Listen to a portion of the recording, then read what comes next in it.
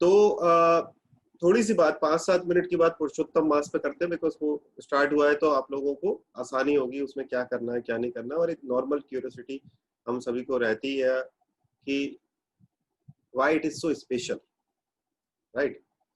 तो अभी तक हमने क्या देखा था, हमने देखा कि चंद्रमा करीबन 29.5 दिनों में अपना पूरा एक सर्किल घूम लेता है, राइट, करीबन करीबन।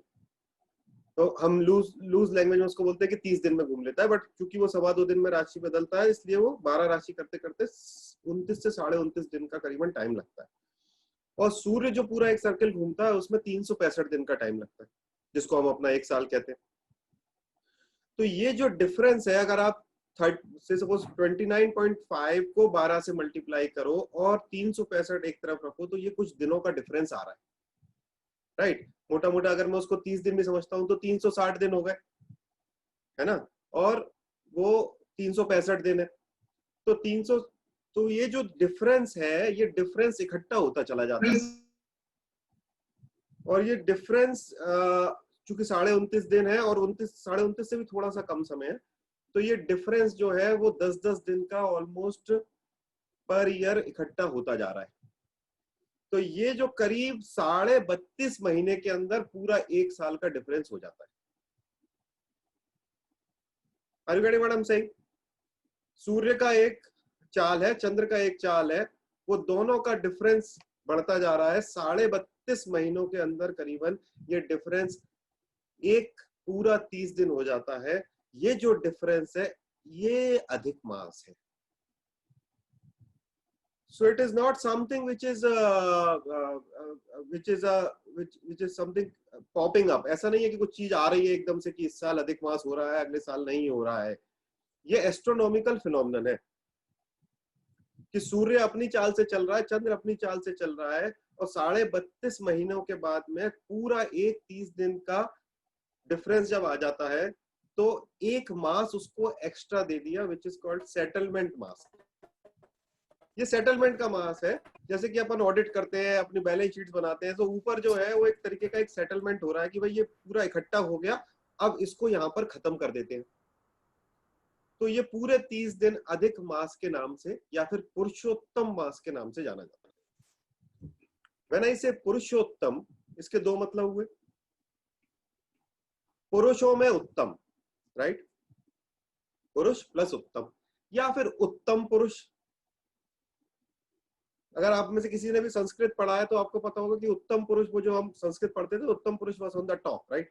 That means this is a month जिसमें कि आप अगर कुछ करोगे तो आप उत्तम पुरुष बन सकते हो, पुरुषोत्तम बन सकते हो।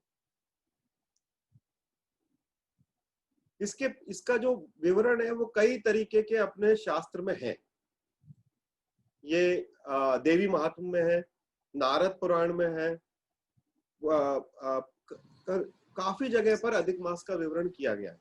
उसके पीछे एक स्टोरी ये भी आती है कि भाई अपन ने जैसे पहले देखा कि 12 आदित्य है, हर महीने का एक आदित्य है, तो अब ये एक महीना एक्स्ट्रा आ गया तो इनका देवता कौन बनेगा? क्योंकि बाकी सब तो डेजिग्नेटेड है कि हर मंथ का कौन मालिक है, बट ये महीना एक्स्ट्रा आ गया। तो भगवान विष्णु के पास जब सब पहुंचे तो भगवान विष्णु ने कहा कि इसका आदित्य या इसका देवता मैं बन जाता हूं। इसीलिए ये महीना भगवान विष्णु का महीना है, और इसीलिए ये बहुत ही स्पेशल है क्योंकि स्वयं नारायण इसको रूल करते हैं। And when he rules, that means क्योंकि वो इस जगत को चलाने वाले हैं, इसलिए इस महीने की एक विशेषता ये हो जाती है कि आपको अगर अपने जीवन के अंदर कोई सुधार करना है,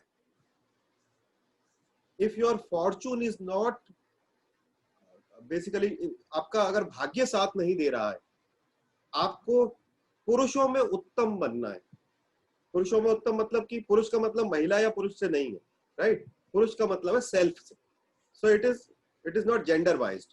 अपना शास्त्र में पुरुष का मतलब सेल्फ से है, मैं स्वयं, राइट। तो पुरुषों में उत्तम बनना है, उसके लिए ये सर्वोत्तम मास है। महाभारत में भी इसका एक विवरण आता है, जबकि पांडवों को वनवास हो गया तो पांडव परेशान थे, भगवान कृष्ण ने उनको विजिट किया, भगवान कृष्ण उनके पास आए तो उन्होंने बोला हम कैसे अपने भाग्य को सुधारें।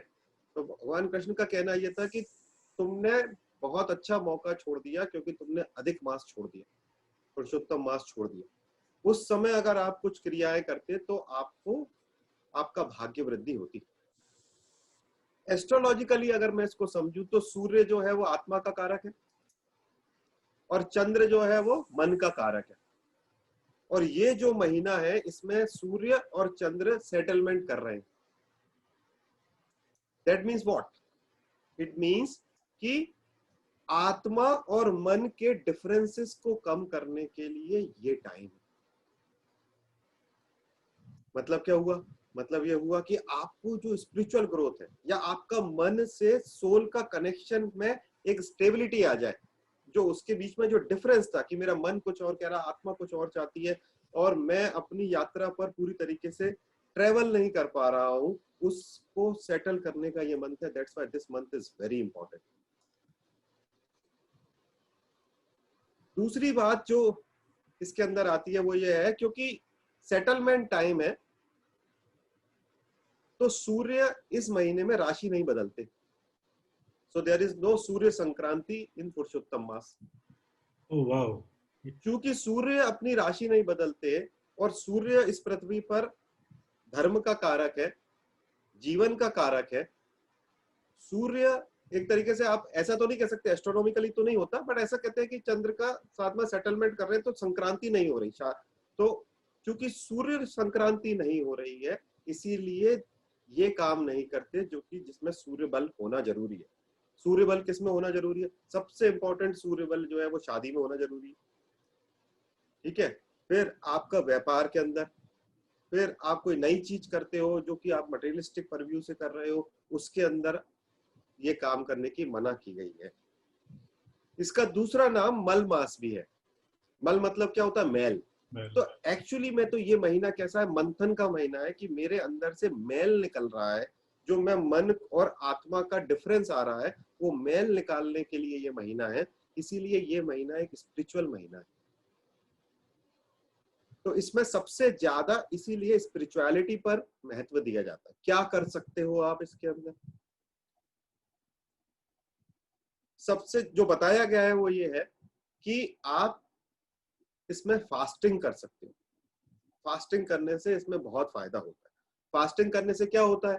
फास्टिंग करने के दो ऑप्शन, दो व्यू है। पहला व्यू क्या है? ऑब्वियसली हमारा डाइजेशन सिस्टम ठीक होता है, पेट को आराम मिलता है। सबसे इंपॉर्टेंट व्यू जो है वो फास्टिंग का, जिसको हम उपवास कहते हैं। उप मतलब ऊपर, राइट? वास मतलब निवास, यानी कि फास्टिंग से आपका ऊर्जा ऊर्ध्वगामी होती है। Your energy level will be uplifting if you are doing fasting. तो इसलिए इसमें फास्टिंग करते हैं। भागवत कथा सुनते हैं, बहुत इंपॉर्टेंट है। आप देखेंगे अधिक मास में, सब दूर पुरुषोत्तम मास में भागवत कथाएं होती हैं। ध्यान करते हैं, प्राणायाम करते हैं, और मंत्र जाप करते हैं। ये काम के लिए ये महीना सर्वोत्तम है। आपको मोटा मोटा 3 साल में एक बार ये ऑप्शन मिलता है, और अगर आप इसमें कुछ पुरुषार्थ कर कर इन चीजों में ज्यादा टाइम देते हो अपना, तो बेसिकली आपका भाग्य बलवान होता है और आपका ट्रेवल आसान होता है इस पाथ पर। सूर्य का संक्रांति नहीं होने के कारण ये बोला कि नहीं करना है, बट धार्मिक काम के लिए सबसे अच्छा महीना है। क्योंकि ये तो एक तरीके से ये हो रहा है ना कि जैसे अपने डेली लाइफ में कैसा होता है कि आपको कोई सेटलमेंट के लिए कोई आ गया है, तो आप अपना आगे पीछे पुराना सब कुछ लेके आ जाते हो, भाई ये भी सेटल कर दो। So this is the time when we can get rid of those karmas which are bothering us, which are obstructing us, जो हमारे लिए भाग्य को बलवान करने में, हमारे पाथ को रोकने में काम कर रहे हैं, उनको हम रिमूव कर सकते हैं। इसलिए इसमें सुबह जल्दी उठकर स्नान करना, नदियों में स्नान करना, मंदिरों के दर्शन करना, ठीक है। आप देखेंगे कई कई जगह पर मेले लगते हैं, स्पेशली अधिक मास का मेला लगता है, राइट। तो एक धर्म का ये एक महीना है। जब आप इसमें धार्मिक होकर और आध्यात्मिक होकर करते हो, आप देखोगे अगर आप पूरा एक महीना उस पाथ पर चलोगे, you will feel a very significant change in your life. Because this is the month जिसमें कि हम अपने आगे आने वाले रोड़ों को, आगे आने वाली बाधाओं को हटा सकते हैं और भाग्यशाली बन सकते हैं। सो विष्णु सहस्त्र नाम सुनना, भगवान विष्णु का मंत्र करना, ओम नमो भगवते वासुदेवाय, ओम नमो नारायणाय, भगवान राम भगवान कृष्ण का प्रार्थना करने के लिए ये बहुत ही अच्छा मंत्र है। और भागवत सुनने के लिए, फास्टिंग करने के लिए, और अपना जो भी मंत्र है जो आपके गुरु ने दिया है, जो भी मंत्र है, क्योंकि अगर आपको आपके गुरु ने कोई मंत्र दिया है तो वो इसी हिसाब से दिया होगा कि जो कि आपके ब्लॉकेज को हटाएगा। तो जो भी आपको मंत्र दिया है वो मंत्र आपको इस समय पर करना चाहिए। शुभ कार्य थोड़े से वर्जित है, ताकि आपका मन जो है वो बहिर्मुखी नहीं हो। आप मान लो किसी सेलिब्रेशन में लग गए तो मन, सेलिब्रेशन में मन पूरा बहिर्मुखी हो जाता है, राइट, एक्सटर्नल हो जाता है। तो इसलिए सेलिब्रेशन वगैरह का मना किया है और अंतर्मुखी होने का बोला है। तो ये पूरा कहानी है अधिक मास की, ठीक है। तो अपने को क्या करना है, जितना आप कर सकते हो, जितना आप कर सकते हो उतना थोड़ा सा ध्यान, थोड़ा मंत्र, अगर फास्टिंग कर सकते हो इस समय पर, स्पेशली एकादशी भी आएगी, है ना, फास्टिंग, और थोड़ा दान। दान क्यों? क्योंकि दान से हम अपने, जो हमने कुछ गलत कर दिया था या हमारे बीच में जो ब्लॉकेज, हमारे अंदर जो ब्लॉकेज थे, उसको, उससे दूर होते हैं। और अभी तो थोड़ा समय ऐसा नहीं है, बट अगर समय ठीक होता है तो किसी पवित्र स्थान पर जाकर स्नान करना, किसी पवित्र नदी पर स्नान करना, ये बहुत इंपॉर्टेंट। सर आपने जो कहा कि सूर्य का संक्रांति नहीं होता है, तो अभी जो सूर्य सिंह राशि में है वो तो कन्या में नहीं जाएंगे सूर्य में? हाँ, है ना। सो अभी अभी सूर्य कहाँ पर है? अभी तो कन्या में होंगे ना। कन्या में है अभी कन्या में गए? अच्छा, कन्या में ही रहेंगे, ये क्या, अच्छा अच्छा अच्छा, है ना। कन्या में ही रहेंगे, आगे नहीं बढ़ेंगे। पूरा महीना कन्या में रहेंगे। हाँ, पूरा महीना कन्या में। तो अपन क्योंकि ज्योतिष के विद्यार्थी हैं सभी लोग, तो इसीलिए थोड़ा बहुत जितना भी संभव हो सके, नहीं तो सिलेबस बढ़ता ही जाएगा, और जितना भी संभव हो सके कुछ कुछ कुछ कुछ करना है इस समय पर, है ना। बहुत फायदा है इस महीने का, बहुत काम है इसका, बहुत सारी जगह पर इसका विवरण है, और अपने शास्त्रों में बहुत सारी जगह, एक जगह पर ही नहीं है, बहुत सारी जगहों पर है। अरे कौन सा डेट से शुरू हुआ ये महीना? हाँ, महीना कौन सा डेट से शुरू हुआ ये महीना? आज से शुरू हुआ, आज से शुरू हो गया, खत्म हुए ना, आज से शुरू, आज से शुरू हो गया, आज प्रतिपदा। भैया कन्या राशि का कोई स्पेशल बेनिफिट है इससे? हाँ, कन्या में है सूर्य, तो कन्या राशि पे बेनिफिट क्या, अमावस्या कन्या राशि पे पड़ी है, मेरी खुद की कन्या राशि है, तो थोड़ी तबीयत खराब है मेरी आज, है ना। बुध भी तो है ना आलोक जी, बुध भी है ना। हाँ, बुध भी तो है ना, मरकुरी भी है ना। हाँ, तो सबके लिए ही बेनिफिट है, इसको अपन राशि वाइज नहीं जाए कि किस राशि पे क्या बेनिफिट होगा। ये तो एक तरीके से ओवरऑल, जैसे अपन बोलते हैं ना कि ऑडिट जब हो जाता है तो फाइल क्लियर हो जाती है। सर गीता का पाठ भी ठीक है? बहुत बहुत अच्छा गीता पाठ, Bhagavad Gita, very important, very important. थोड़ा भक्तिमय होने का टाइम है बेसिकली। सर अगर श्राद्ध में भी गीता का पाठ ही करना था ना, श्राद्ध में भी आप गीता का पाठ कर सकते हो, श्राद्ध में आप ध्यान करो, दान करने का बहुत महत्व है। हाँ, दान और गीता का पाठ ही कर रही थी। गीता इस अभी तो इस, ये तो क्या है कि अपने को पहले ज्योतिष पढ़ना, अदरवाइज पता है पूरा ज्योतिष आप गीता से पढ़ सकते हो। ओके, भगवत गीता से पूरा ज्योतिष गीता से पढ़ सकते हो। भैया मैंने श्राद्ध पक्ष में पूरा भागवत कंप्लीट किया है। हाँ, वंडरफुल वंडरफुल। पूरा भागवत कंप्लीट, कल भागवत जो बोला जाता है कल ही कंप्लीट हुआ। अच्छा, भगवत गीता कुछ बोल रहे सर, मतलब पूरा चैप्टर पढ़ते जाएं, थोड़ा सा ज्योतिष सीख जाओ, है ना, 5-6 महीने, फिर भगवत गीता पढ़ना। बिल्कुल सर, बढ़िया सर। इस बार मुझे ओरिएंटेशन आए। अब जैसे मान लो ये ज्योतिष का ही तो ओरिएंटेशन है, हमने क्या बोला, एक तो एस्ट्रोनॉमिकल चीज हो रही है कि सूर्य चंद्र आपस में मिल रहे हैं, बट हमको ज्योतिष आता है तो हमने इसको कैसे समझा है कि मन और आत्मा आपस में सेटल हो रहे हैं। बिल्कुल बिल्कुल बिल्कुल। तो चंद्रमा सुख का कारक है, अभी तो आप लोग जानते हो, और सूर्य जो है वो लग्न का मालिक है, पंचम का, लग्न का कारक है, पंचम का मालिक है, और 9th का भी सेकेंडरी कारक है, भाग्य का। मतलब कुछ संकल्प ले सकते हैं यहाँ पे कि ये सब ठीक करो, ताकि फिर वो सब फास्टिंग करें। मतलब एक संकल्प लेकर 30 दिन का कि यार मैं ये करूंगा, विष्णु सहस्त्रनाम रोज सुनूंगा, उस पर ध्यान करूंगा, या मैं भागवत सुनूंगा कहीं जाकर, या अगर आप कर सकते हो तो मैं भागवत करूंगा, या ये एटलीस्ट पर आज का एक दिन तो निकल गया ना। अरे बोलने दीजिए सर अरे तो क्या हो गया?